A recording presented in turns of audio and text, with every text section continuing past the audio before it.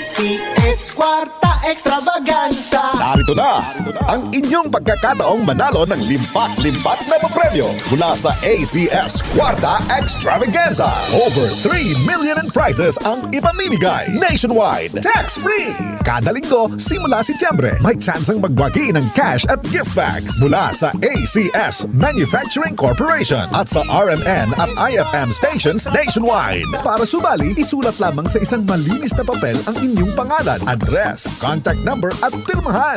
Kasama ang 3 sachets of Pride Powder 40 grams or 1 pouch of Pride Powder 500 grams, 1,000 grams or 2,000 grams or 1 wrapper of Pride Bar 370 grams or 380 grams or 2 wrappers of Pride Bar 95 grams. Ilakip ito sa isang white envelope. Isulat sa labas ang promo title ACS Kwarta Extravaganza, ang pangalan ng produktong ginamit, ang promo week at RMN o IFM station na inyong sasalian. Kaya patuloy na tangkiligin ang Pride Detergent para sa mas malaking tsansang manalo. Deadline for submission of weekly entries is every Friday, 5 p.m. of the promo week. ACS Kwarta Extravaganza 2023. Hatid ng RMN at IFM stations nationwide. Kwarta Extravaganza. See posters and print ads for details. For more information, visit facebook.com/ACS Kwarta Extravaganza and rmn.ph. Promo period is from September 16 to December 16, 2023. Per DOH, FDA, CCH, UHSRR permit number 0753, series of 2023. Promo is extended until December 23, 2023.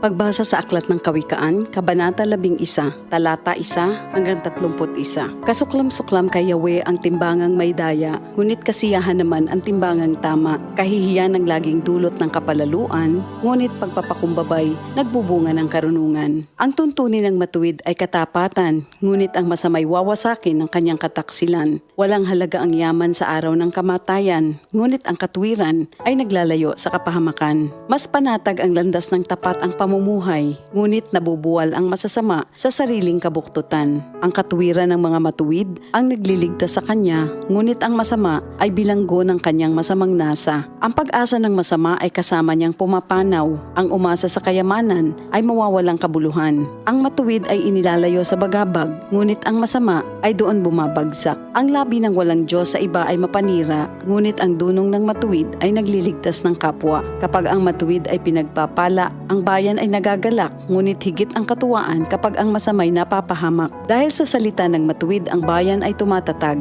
ngunit sa kasinungalingan ng masama, ang lungsod ay nawawasak. Ang kapos sa kaalaman ay humahamak sa kapwa, ngunit laging tahimik ang taong may unawa. Walang maitatago sa bibig ng madaldal, ngunit ang tunay na kaibigan, iyong mapagkakatiwalaan. Sa kakulangan ng tuntunin ng bansa ay bumabagsak, ngunit sa payo ng nakararami, tagumpay ay tiyak. Ang nananagot para sa iba, sa gusot ay nasasadlak, ngunit ang ayaw gumarantiya ay malayo sa bagabag. Ang babaeng mahinhin ay nag-aani ng karangalan, ngunit ang walang dangal, tambakan ng kahihiyan. Lagi sa kahirapan ang taong tamad, ngunit masagana ang buhay ng isang masipag. Ang taong mabait ay nag-iimpok ng kabutihan, ngunit winawasak ng marahas ang sarili niyang buhay. Ano man ang anihin ng masama ay walang kabuluhan, ngunit ang gawang mabuti ay may pagpapalang taglay. Ang taong nasa matuwid ay makasusumpong ng buhay, ngunit ang landas ng masama ay patungo sa kamatayan. Ang kaisipang masama kay Yahweh ay kasuklam-suklam, ngunit ang lakad ng matuwid kay Yahweh ay kasiyahan.